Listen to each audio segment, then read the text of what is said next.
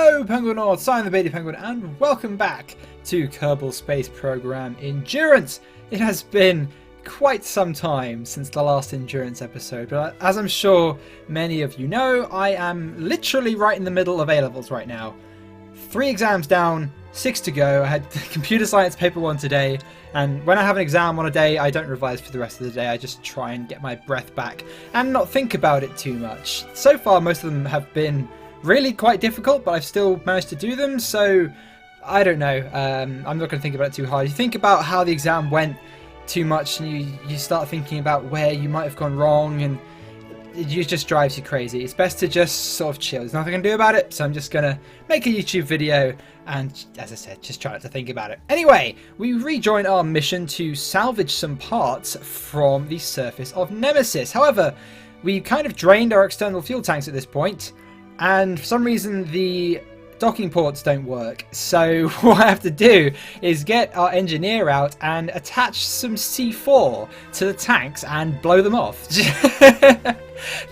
Probably the most Kerbal way of possibly doing things.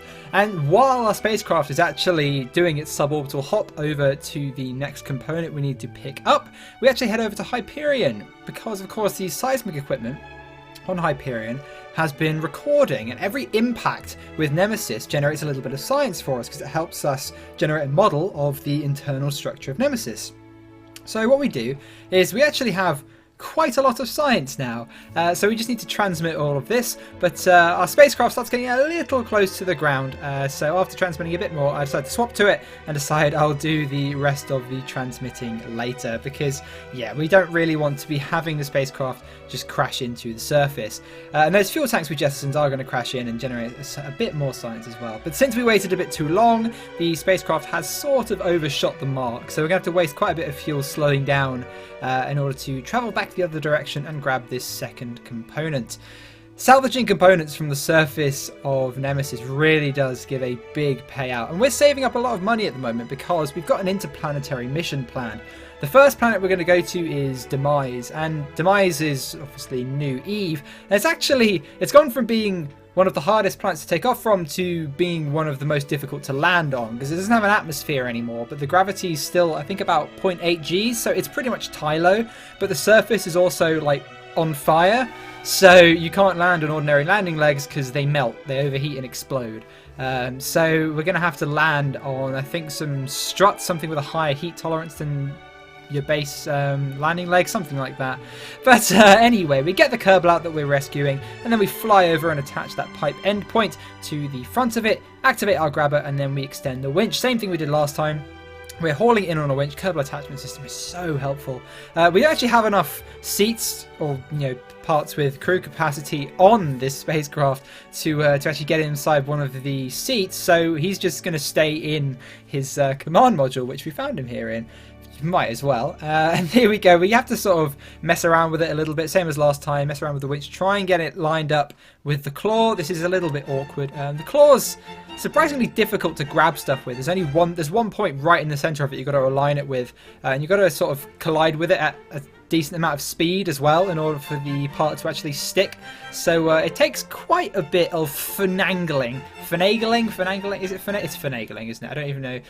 Finagling is not a word. Anyway, we finally managed to get it attached, but in the process we do smash off one of our solar panels, but we still have 3 left, so it's not too bad. We retract the winch, and then we get our engineer back into the seat, and now we can head back to Solitude. Slight problem, we wasted quite a lot of fuel on the descent, so we do have a little bit of a problem in that we do not have enough normal fuel to get back to Solitude. We have just about enough fuel to get ourselves into orbit, and as you can see, we're trying to use as much RCS as possible, because I knew that at one point we'd have to do a suborbital hop with one of the components but not the other one, so I knew we'd be sort of fighting to keep our spacecraft oriented for quite a lot of time. So I brought ourselves a lot of RCS, which is a lot of extra weight, but it is also a lot of extra delta V, and we didn't actually need all that much to get us out of orbit and back to Solitude. So we pretty much use all of our RCS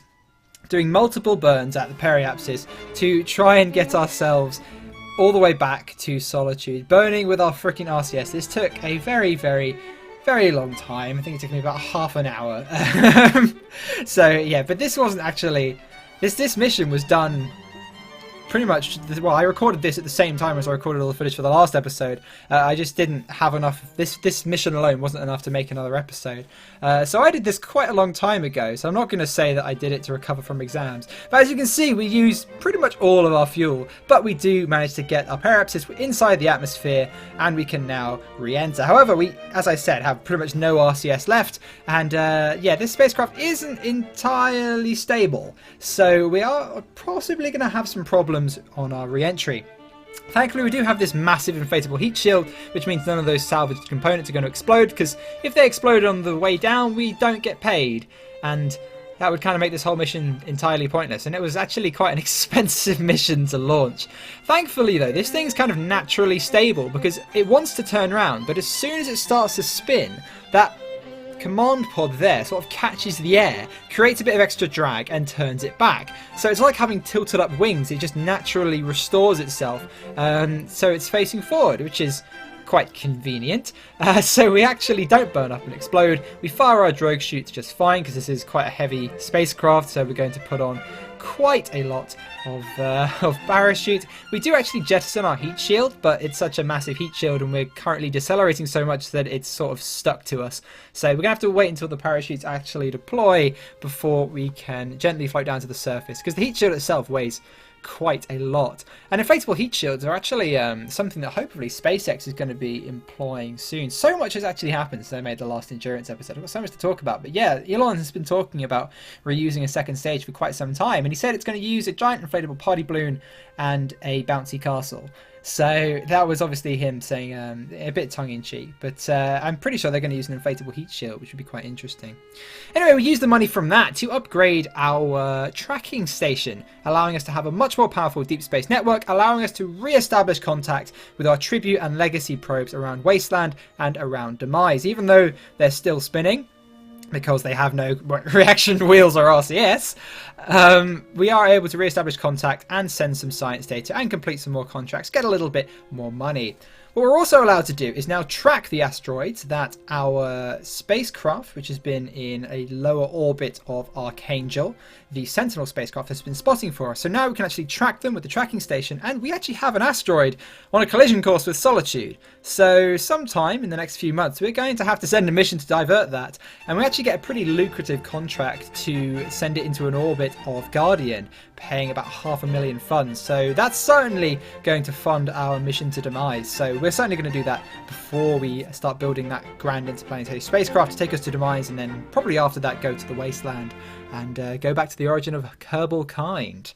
Anyway, in the meantime, we're just getting a little bit more money. As I said, we're kind of short on funds, so we're just doing all sorts of tiny little contracts, readjusting the orbit of GuardSat 1 into a slightly different orbit of Guardian, and we have a bit more science so we can research some more techs. But we still need more money, way more money, so we can afford the parts and, well, of course, the spacecraft necessary to actually launch an interplanetary mission, because on these difficulty settings, everything is so expensive. I'm so glad that I upped the fund rewards to everything back to 100%, because yeah, when it was on 60%, it was just a grind. It just wasn't fun. So I'm very, very glad that I did that. But this mission is sort of another mission that's combining a bunch of different things. Now, we are using our much more powerful launch stage, the one that can get about 50 tons into orbit relatively easily, using a bunch of those very expensive but very nice and efficient vector engines. However, I kind of burn into the reserve fuel tank. See, we've got the reserve fuel tank at the bottom of the booster so that it can slow itself down enough that it isn't going to re-enter at a ridiculous speed and burn up all those expensive engines. But unfortunately, we're just about to get into orbit, and I burn a little bit of the reserve tank, thinking we have more than enough to head back down into the atmosphere, and then we finish the burn with our service propulsion engine, because I wasn't sure we would quite be able to get into orbit since this thing does have quite a low thrust to weight ratio. Unfortunately, yeah, no, that it's definitely not enough fuel left in that booster. I leave a full fuel tank for a reason, And as you see now, we're going to head back down, but we don't have enough fuel to slow down. We activate our engines, and then promptly they run out of fuel, and engines start exploding. And unfortunately, we only managed to save 3 of those really expensive engines.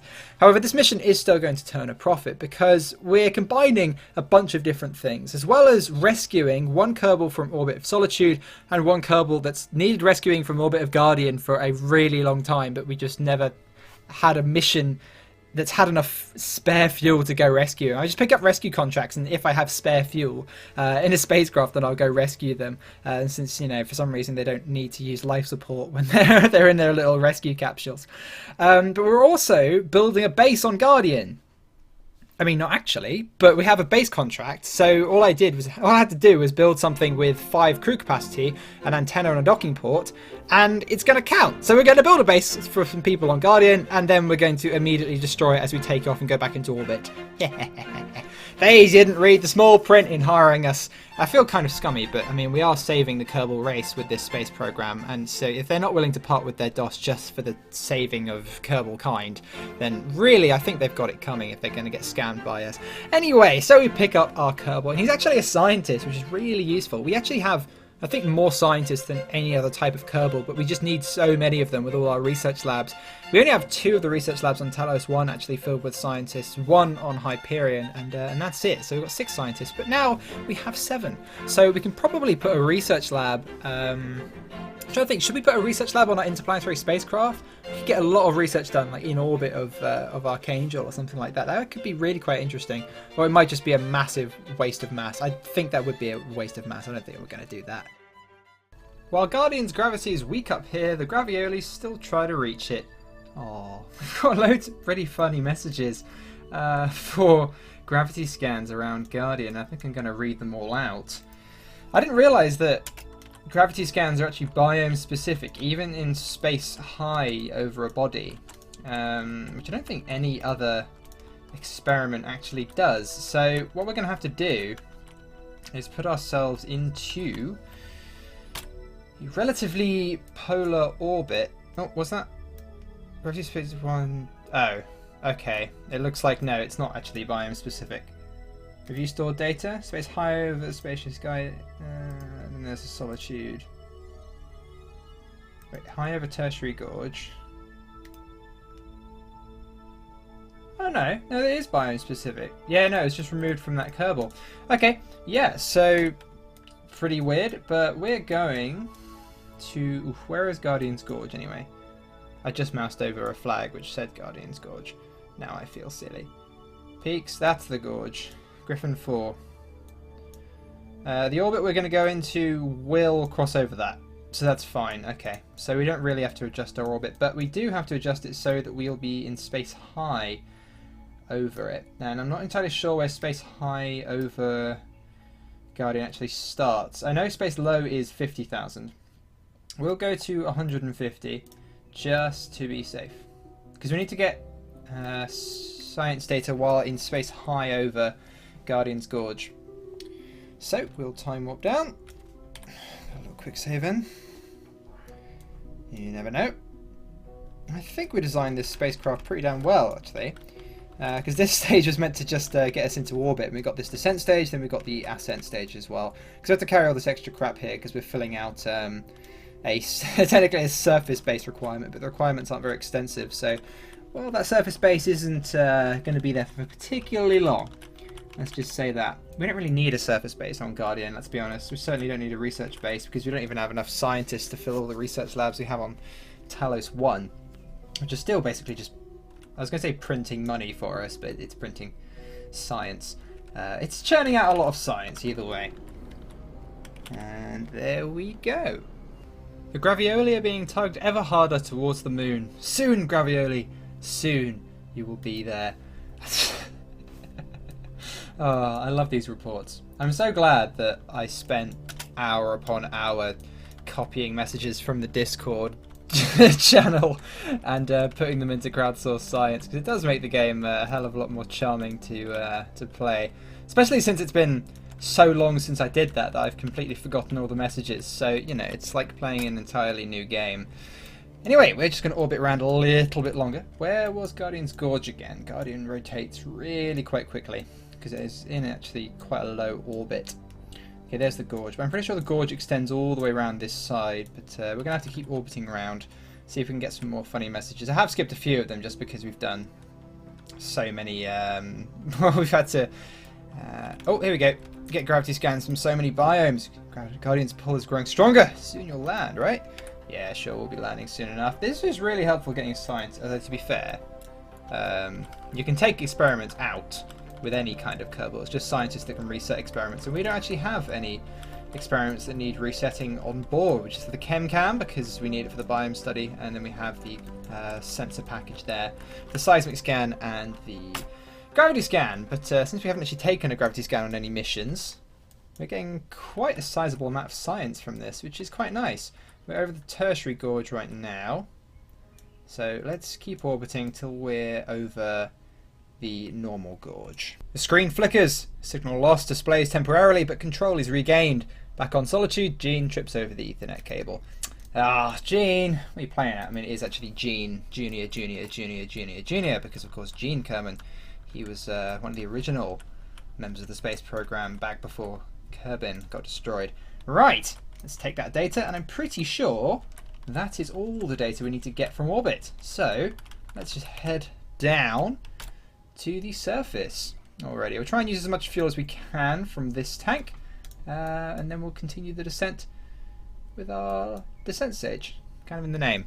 So we begin our burn to lower our periapsis and make sure we land in Guardian's Gorge. The biomes probably do need some slightly more interesting names. We just sort of got Gorge, Secondary Gorge and Tertiary Gorge. Games Links, get on that. Give them like funky names like Werner's Gorge, or... that's the only suggestion I had on the top of my head. Anyway, so we actually have way too much fuel to do this descent because I was a little bit paranoid after our last mission completely ran out of fuel. So we have plenty of Delta V for this purpose. And this whole stage is only designed for landing on the surface. So we have quite a lot of leeway. And I didn't realise that we just sort of, our orbit would line up so perfectly with the biome. But it's pretty damn convenient, and we lower ourselves to the ground and we can then complete our biome study contract. Yes, we have another contract. We are completing so many contracts in this mission, and it's going to be pretty damn lucrative. Readings are contaminated. Looks like one of the interns used it as a coffee cup again. Ah. Gravity is less than pleased here. Perhaps it's riled up at Nemesis. Right, let's extend that ladder. Where is the ladder? Oh, there it is. Oh, it assumes that you're in the lower command module. That's fine. We can just transfer the crew down there. There we go. We'll send Sonsen down there. And then we'll get Sonsen out. We'll get Ted out as well, actually. He might as well go for a walk on the surface, but he's been for one before. We're going to try and give Sonsen as much experience as we can, and Sonsen can't get onto the ladder. Oh! Now can you do it? No. Oh, no. The ladder's at an awkward angle. There we go. No, not quite. And there we go. Flawless. Hey, it's even the right length as well. Look at that. The fact that we're on a slope does kind of make it a bit weird, though. Anyway, I believe we also have a contract. Yeah, plant a flag on Guardian. Right, let's do that. Plant a flag. Here we go, Sonsen. You got rescued from Solitude, taken out to Guardian, and you got the honour of planting the flag. You're just being spoiled, really, aren't you? So we maintain stability for 10 seconds, and we get our base building contract, even though we're definitely not actually building a base on the surface here. And we just get Ted out to go make sure that he gets the data out of all our science experiments. We do first actually have to fire the chem. As you can see, it looks like something you'd find on the Curiosity rover. I mean, that's actually what it's based on. I do have a little bit too much fun playing around with it, moving the camera. I don't think we're actually going to launch too many rovers in this series, which is kind of sad because it's a pretty awesome scientific instrument. But yeah, all of our transfer windows that are coming out, there's so much time between them that really I think we're just going to be sending manned missions or orbiters for most of them. But I don't know, maybe we will. I just kind of want to use that part just to justify having it there. But once we've gathered all our scientific data and we've completed our biome study contract, we blast off sort of Apollo style, leaving most of the landing stage and all the heavy crew cabin and science equipment down there, and we blast off into orbit to rescue Duna Kerbin, who's been sitting, as I said, sort of stewing in a command module for quite a long time. So I think it's certainly about time that we rescued him from orbit. I'm just sort of looking at the old command pod there. I haven't played a single game in the new 1.4.1 KSP with the Making History expansion, because I got the Making History expansion for free since I got Kerbal Space Program back in 0.18 when docking ports had just been added, Alpha 0.18. A long time ago now. Things were so different then. This game is so much better now. People are like, oh, I miss the old parts. Or no, the game is just infinitely better and runs so much better as well. The contrast between collaborative warfare and Kerbal Rising, just in how well it runs, is honestly amazing.